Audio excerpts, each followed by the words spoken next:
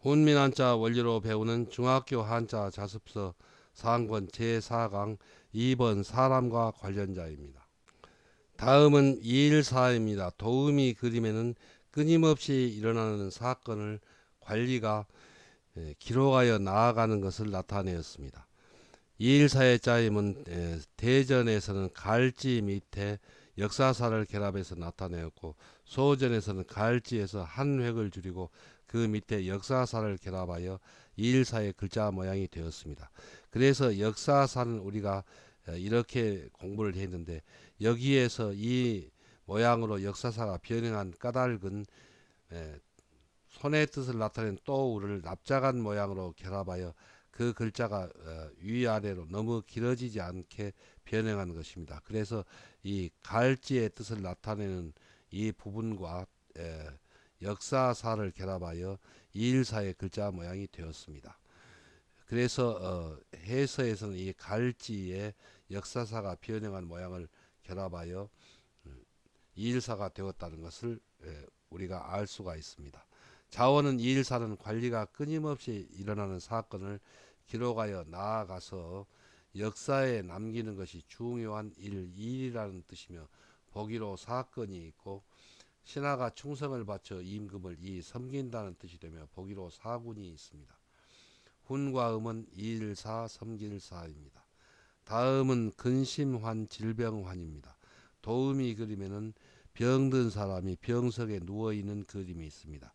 근심환의 짜임은 소전에서는 꾀관의 마음심을 결합해서 나타내었고, 해서에서도 이 꼬챙이에 꿰인 듯이 괴롭다는 뜻을 나타내는 꾀관을 글자 위에 나타내고, 그 밑에 마음심을 결합하여 근심환 질병환의 글자 모양이 되었습니다.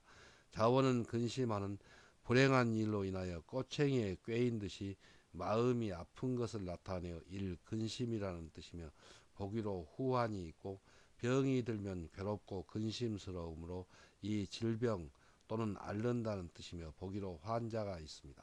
훈과 음은 근심환, 질병환, 앓을환입니다. 한자를 쓰면서 마무리하겠습니다. 먼저 214는 이 부분은 갈지의 일부분입니다. 그리고 그 밑에 이 입구와 그리고 또우를 결합하여 한 획을 꿰은 이 부분은 역사사가 글자가 너무 길어지지 않도록 납작한 모양으로 또우를 나타내서 변형한 모양입니다. 그래서 관리가 끊임없이 일어나는 사건을 기록하여 나아가는 것이 관리가 할 일이라는 뜻에서 일사가 되었습니다. 또 근심하는 꼬챙이를 나타내는 꾀관을 글자 위에 나타내고 그 밑에 마음심을 결합하였습니다. 그래서 불행한 일로 인하여 꼬챙이에 꿰인 듯이 마음이 아프다는 뜻을 나타내서 근심한이 되었고, 또 몸이 아프면은 근심스러움으로 질병환 또 앓을환이 되었습니다. 다음은 사람입니다. 도우미 그림에는 사람이 손을 뻗치고 서 있는 옆모습의 그림이 있습니다. 사람인의 짜임은 대전과 소전에서는 사람이 손을 뻗치고 서 있는 옆모습을 상행한 글자이고, 이 소전의 글자가 해서에서는 고든 선분으로 그리고 그 모양을 많이 변형하여 해서의 글자 모양이 되었습니다. 자원은 사람이는 사람이 손을 뻗치고 선 옆모습을 상영하여 이를 사람이라는 뜻이며 보기로 인공이 있고, 나에 대하여 이 다른 사람 또는 남이라는 뜻이 되며 보기로 여인이 있고, 사람의 품격이 인품이라는 뜻이 되며 보기로 위인이 있고, 일반에 많은 사람이 백성이라는 뜻이 되며 보기로 인민이 있습니다. 훈과 음은 사람인, 다른 사람인, 인품인, 백성인입니다. 다음은 어지린입니다. 도우미 그림에는 어진 마음으로 식량이 없는 가난한 백성들에게 식량을 나누어 주는 그림이 있습니다.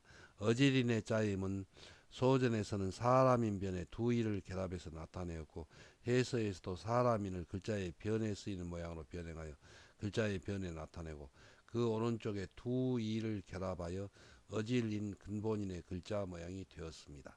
자원은 어지리는 사람이 두 사람 이상이 모여서 살아갈 때에는 어진 마음을 가져야 한다는 것을 강조하여 이를 어질다.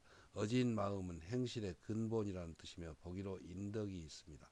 훈과 음은 어질인 근본인입니다. 한자를 쓰면서 마무리하겠습니다. 먼저 사람이는 사람이 손을 뻗치고 선 옆모습을 상형한 글자가 고든 선분으로 그리고 그 모양이 해서의 모양으로 크게 변형하여 사람인이 되었습니다. 또 한 획을 삐치고 파임을 하더라도 여덟 팔은 이 삐침획과 파임획이 닿지 않게 결합하면 여덟 팔이 되고 또 한 획을 삐치고 파임을 하더라도 그 위에 머리에 닿게 결합하면 들어갈 입이 됩니다.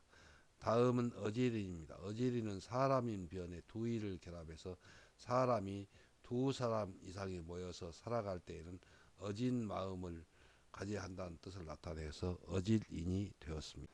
다음은 오렐구입니다. 도우미 그림에는 엄마가 앞으로 나아가지 못하게 아이가 떼를 쓰고 잡아 끌고 있는 그림이 있습니다.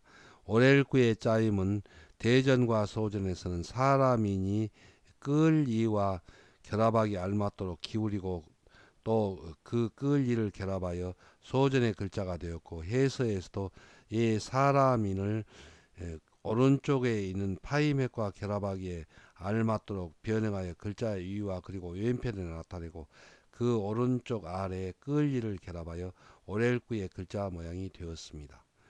자원은 오렐구는 사람을 앞으로 나아가지 못하게 뒤에서 잡아 끌고 있는 것을 상형한 글자로 사람이 머무르는 시간이 일 오래다 또 오래된다는 뜻이며 보기로 영구가 있습니다. 훈과 음은 오렐구 오래될 구입니다. 다음은 일천천입니다. 도우미 그림에는 자기 몸을 가리키고 있는 사람의 그림이 있습니다. 일천천의 짜임은 소전에서는 사람인의 자기 몸을 가리키는 한의를 결합해서 나타내었고 해서에서는 이 사람인을 가로근 이 한일과 결합하기 알맞도록 변형하여 글자의 가운데에 나타내고 그 중간에 몸을 가리키는 한일을 결합하여 일천천의 글자 모양이 되었습니다. 자원은 일천천은 고대의 사람들이 자기 몸을 가리켜 일천을 나타내던 관습에서 사람의 몸이 매우 귀중함을 많은 수에 비유한 것입니다. 그래서 일천의 뜻이 되었고 보기로 천리가 있고 일천은 많은 수이므로 이 여러 또는 많다는 뜻이며 보기로 천추가 있습니다. 훈과 음은 일천천, 여러천, 많을천입니다. 한자를 쓰면서 마무리하겠습니다. 먼저 오렐구는 사람인을 뒤에서 잡아 끌고 있는 끌리와 결합하기 알맞도록 변형하고 그리고 끌리를 파이 모양으로 변형하여 뒤에서 잡아 끌고 있는 것을 나타내어서 머무르는 시간이 오래다는 뜻을 나타내어서 오렐구 오래될 구가 되었습니다. 다음은 일천천입니다. 일천천은 사람인을 자기 몸을 가리키는 한일과 결합하기 알맞도록 변형하여 글자의 중심에 나타내고 그리고 그 중간을 가로 그어서 일천천이 되었는데 그 뜻은 사람이 자기 몸을 가리켜 천이라는 수를 나타내는 관습에서 일천천이 되었습니다. 다음은 낄개입니다. 도우미 그림에는 엄마와 아빠가 얼굴을 붉히고 다투려고 하는데 아이가 그 사이에 끼어서 다투지 못하는 것을 나타낸 그림이 있습니다. 낄개의 짜임은 대전과 소전에서는 사람인의 여덟 팔을 결합해서 나타내었고 해서에서도 사람인을 글자의 머리에 나타내고 그 밑에 나눌팔의 뜻을 나타내는 여덟 팔이 변형한 모양을 결합하여 끼일개의 글자 모양이 되었습니다. 자원은 끼일개는 어떤 한 사람이 두 사람 사이에서 이해관계나 잘잘못을 나누어 구분지어서 어떤 일을 조정하려고 그 사이에 들어있음을 나타내어 이를 끼어있다는 뜻이며 보기로 계제가 있고 두 사람 사이에서 이 소개한다는 뜻이며 보기로 중개가 있고 연체동물이나 과일의 단단한 껍데기를 나타내어 단단한 껍질이라는 뜻이며 보기로 개각이 있습니다. 훈과 음은 끼일개 소개할게 단단한 껍질개입니다. 다음은 직영개입니다. 도우미 그림에는 경계선을 나타낸 그림이 있습니다. 직영계의 짜임은 대전과 소전에서는 밭전변에 끼일개를 결합해서 나타내고, 해서에서는 밭전을 글자의 머리에 나타내고 그 밑에 끼일개를 결합하여 직영계 한도계의 글자 모양이 되었습니다. 자원은 직영계는 밭과 밭 사이에 끼어 있는 밭갈피가 밭과 밭 사이에 일 직영 또는 한도라는 뜻이며, 보기로 경계가 있고 눈에 보이지 않는 경계를 이루는 것에 비유하여 사람들이 모둠살이하는 이 세계 또는 경계라는 뜻이며, 보기로 합계가 있습니다. 운과 음은 직영계, 한도계, 세계계, 경계계입니다. 한자를 쓰면서 마무리하겠습니다. 먼저 끼일께는 사람이네 나눈다는 뜻을 나타내는 여덟 팔을 결합해서 나타내었습니다. 그래서 사람이 두 사람 사이에 끼어들어서 잘잘못이나 또 어떤 이해관계를 구분지어서 조정하려고 들어있다는 뜻을 나타내서 끼일계입니다. 다음은 직영계입니다. 직영계는 밭전 밑에 끼일계를 결합해서 나타내었습니다. 그래서 밭과 밭 사이에 있는 밭갈피가 밭과 밭 사이에 직영 또는 경계라는 뜻을 나타내서 밭전 밑에 끼일계를 결합해서 직영계 또는 한도계가 되었고, 또 눈에 보이지 않는 경계선을 이루는 것을 나타내서 모둠살이하는 사람들의 세계 또는 경계라는 뜻에서 세계계, 경계계가 되었습니다. 다음은 조정정입니다. 도우미 그림에는 대궐에서 어전회의를 하고 있는 그림이 있습니다.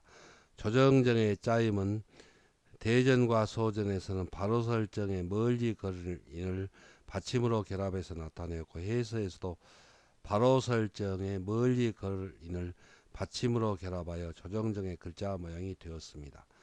여기서 받침이라는 것은 글자의 왼편과 그리고 그 밑을 감싸는 부분 글자의 모양을 말합니다.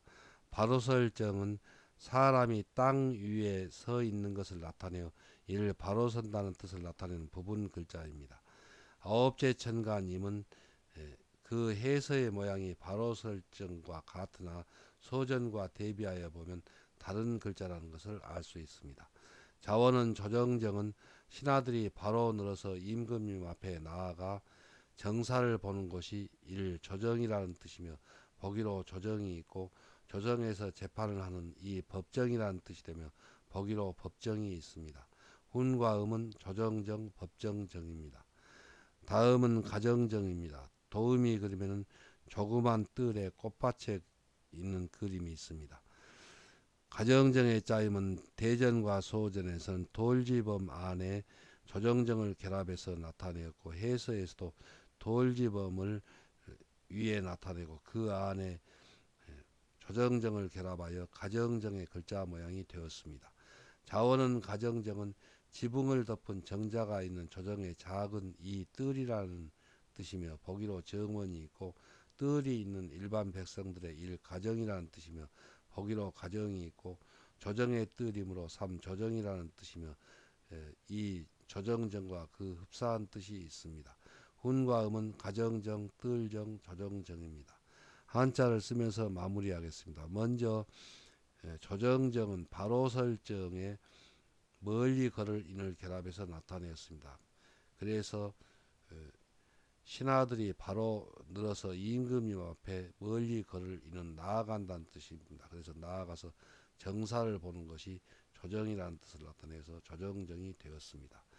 다음은 뜰정 가정정입니다. 뜰정 가정정은 돌지범에 조정정을 결합해서 나타내었습니다. 그래서 지붕을 덮은 정자가 있는 조정의 작은 뜰이라는 뜻이 되어서 뜰정이고, 또 뜰이 있는 일반 백성들의 가정이라는 뜻을 나타내서 가정정이 되었습니다.